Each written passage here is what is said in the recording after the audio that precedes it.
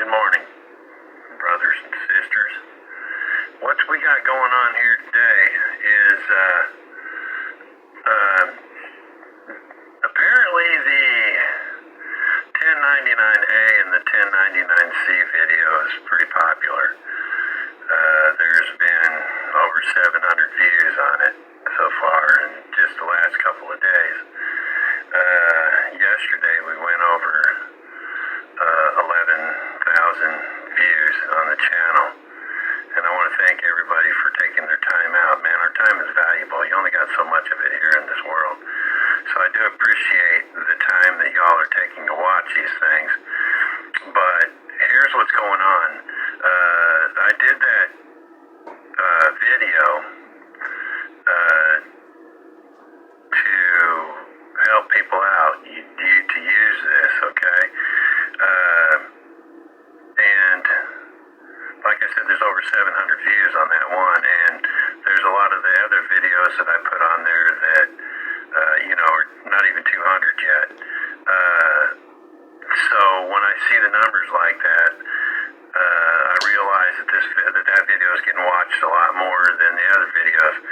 And I understand that the video that I posted a couple days ago on the 1099A and C, that a lot of you have shared with your other friends, and I'm totally cool with that.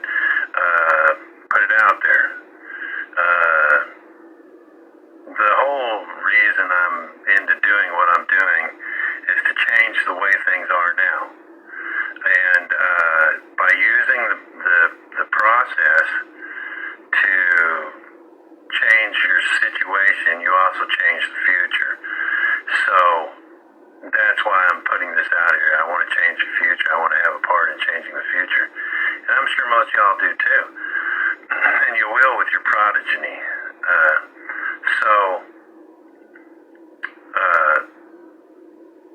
What I want to do now is I want to talk about the 1099A, because here's the thing. A lot of you that watch the 1099A, 1099C have hit me with a lot of questions, and a lot of the same questions. And I'm suggesting that you go back and watch the videos that you haven't watched. It may be time consuming, yeah. But most all of them videos have a little piece of something or another in there that you can compile into a notebook of information, so to speak, to use this. Like for instance, I was talking about when I was talking about the 1099 a couple of the questions that I got from people that have actually been doing this, and they're not having any success with the 1099A.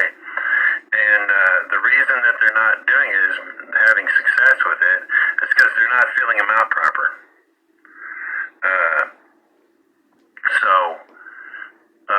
And that's why they're not working. These folks that I've talked to have been doing this for quite some time. And and what I'm saying is, if you go back and you look at these other videos, you're going to glean stuff from them that when you get around to watching the 1099A, you're going to go, oh yeah, okay, I understand. I see what he's talking about. When you fill out the 1099A, okay, you'll notice that who the lender is. It's the United States Treasury. And who the borrower is, okay? Like I said in the last video, these are checks. But really how you're going to use it is like a third-party check, okay? That may clarify some of the questions that y'all have. The reason that they're not working for you if you've tried them is because you're putting the person up there in the top as the lender, like, say, the dealership. And then you're putting yourself as the borrower. That's not how it works. What the dealership's going to do is they're going to take this, they're going to file it with their 1040, right, V, and then what's going to happen is they're going to be the third party in the check. Because they filed the 1040, the return's going to come back to them. And because you signed the back of the check, the Treasury is going to know that when they file. Okay? So that's where a lot of y'all, I guess, are probably having the issue at. It's the Treasury. Why? Why is it the Treasury? Because the Treasury is the grantor of the Social Security Sesta K Trust. They're holding the trust for the Social Security Administration. The Social Security Administration is the administrator of the trust, and the United States Treasury is the bank of the trust. Okay, that's where your money goes. When you get a Social Security check or a VA check, they used to come by paper, but now they come electronic. And when I look at my bank statement, my VA check and my Social Security check, they all come from the Treasury. The Treasury is the bank. Okay? So the Treasury is the lender. Why? Because they are the trustee. This is why you need to go back and look at some stuff. And in a trust action, okay, the trustees are the ones that hold the beneficial title. They hold the property. They hold the property in trust for the beneficiary. That's why it's not working. So it doesn't matter. In the case of this right here, folks, this is just an example of the 1040A that I filed. Well, like I said, I filed 15 of these, but I also filed 15 OIDs, and I also filed 10 1096s because of the process that I was doing with the 1099As and the lien securities that we created. That's why that's why it says lien security so these are going to be a little different than yours. Okay? Now see, here's the thing. Like I said, you're the beneficiary of the trust. You go to the dealership or the bank, mortgage company, whatever, the furniture store. You want to buy furniture over $600, you go to the furniture store. Well, they can take this, okay? Here's where this works. People have asked about secured party. How to become a secured party creditor? Well, you are a secured party to your Social Security Sesta K Trust, but to become a secured party creditor, you have to know what's in the trust. And you are, if you think about it, the money you put in, every year they tell you how much you put in. So you are a secured party creditor, but only for the amount that you know is in there. If I filed $204 million of these things, okay, and the Treasury gets 35% for collecting, well then $132.6 million is mine. Now I know that much is in, that at least that much is in my trust, plus the 19,000, not quite 20,000 that I put in working a public job, which isn't much, folks. I mean, for a lifetime, an adult lifetime, it isn't a whole lot. Because I've learned how to, to get around everything, man. People on welfare, they're getting around it, man. They're bringing in a check and not having work. Hey, more power to you. But it's greater than that. It's greater than that. You don't have to live in the projects. And you don't have to get all this other stuff. If you're knowing how to use the trust, like the Department of Human Services is using the trust. Okay? Now, so that's what you're going to want to do with the 1099A, and I'm sure there'll be more questions. And I don't mind answering your questions. If this is the only one of my videos, or the last video, the 1099A, 1099C, is the only one of my videos you watched, go back and watch the rest of them. Some of them you might not get a whole lot out of, but most of them you will. And this is a puzzle. This is a giant puzzle that needs to be put together for you to get into the mindset of who you really are as the beneficiary. You got a lot of power, and it's not your power to use. It's your power you have that they will use to either fleece your trust or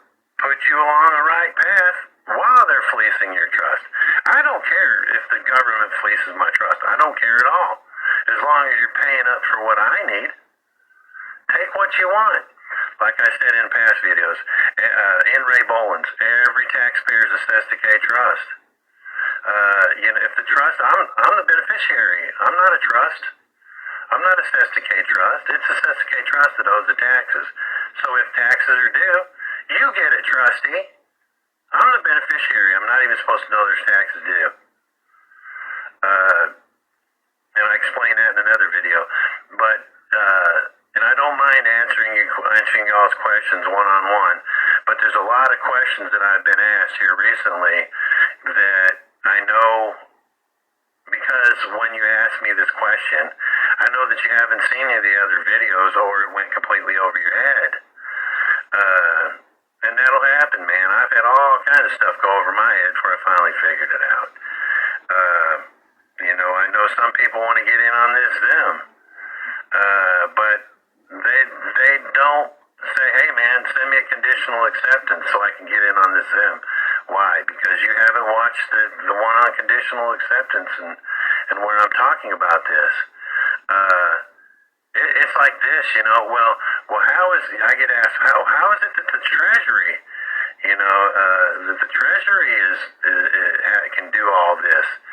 Because if you'd watched the video on Free the Prisoner, Discharge the Bond, you'll see that I talked about the whole House Joint Resolution 92, where it created a public law 73-10, where it says the government is supposed to pay for everything. This is how they do it. So, go back and watch the other videos. If you haven't seen them yet, you're going to know because they're not in your watch list. Go back and look at them and then, and then hit me up with questions that you don't understand or, that you want me to elaborate on. I'll be more than happy to do that. But, look, this has gotten completely time consuming and I don't mind doing that. I really don't mind at all. But I would ask you kindly to go back and look at them all so you get a better understanding. Because it's like I said, if you don't know who you are, what they're doing, and what you can do, and how this thing works, when you go and try this at the dealership or the mortgage company, you're going to fall flat on your face, and they're probably going to laugh at you all the way out. So you guys do that. I'm going to do another video on the 1099-C because a lot of people have had questions about that. Many of y'all have debt. Many of y'all have debt. And you want to get rid of it. The 1099-C will do that. But I've been asked questions, well, how do you file that? You don't. You don't. It's the trustees that have to file that. It's the trustees that are going to file the 1099-A. You're just giving them the way to do it. That's why I said in the last video, it's the dealership, it's the mortgage company, it's the furniture company that's going to file the 1099-A. Well, I don't want to file 1099-A. I can get in trouble for it. No, you won't. You didn't file it.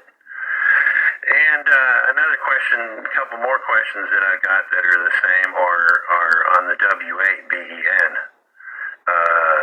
And I'm going to do a video on that explaining how to fill one out so you can keep your FICA taxes. Here's the thing about the BEN. I'll just throw this out there right quick before I quit. The thing about the BEN is they've been doing this for 20, 30 years, filing the BENs. I got a friend who's a retired auto worker, and he worked for Dodge, making the Vipers and the Prowlers for 15 years, and then he worked on some other Dodges on before that. But this guy worked 18 years without filing anything at all because he filed the W-8, and they haven't messed with him at all. A lot of the other auto workers did the same thing. So the thing about the BEN, the W-8-BEN, is it's totally legit, and for more than 2 decades, workers have been filing it. But I'll get in on how to file that too real soon. But all right, y'all, peace out.